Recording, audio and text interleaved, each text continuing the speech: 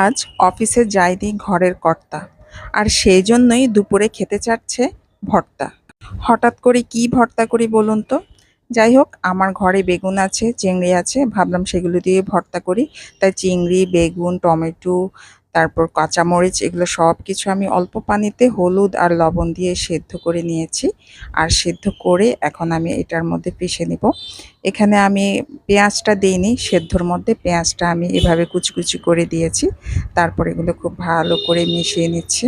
মাটির এই প্লেটটাকে কি বলে আমি জানি না, তবে খুব সুন্দরভাবে এবং খুব সহজেই মিশে যাচ্ছে, স্ম্যাশ হচ্ছে খুব সহজে। আমার খুব বেশি শক্তিও দিতে হচ্ছে না।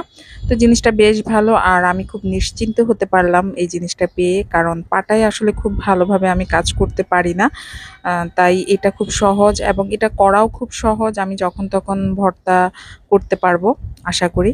আরেকটা কথা বলে রাখি, আমি কিন্তু সেদ্ধ করার সময়ে লবণ দিয়ে নিয়েছিলাম, তাই এখন খুব বেশি একটু লবণ দিইনি, খুব সামান্য পরিমাণে লবণ দিয়েছি। আপনারা লবণ দেওয়ার সময় বুঝে শুনে দিবেন।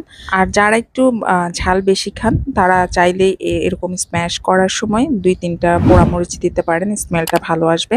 আর অবশ্যই ধনেপাতা দিবেন, আমার বাসায় ধনেপাতা ছিল না তাই দিতে পারিনি। আর এই যে আমার বেগুন ভর্তা শেষ।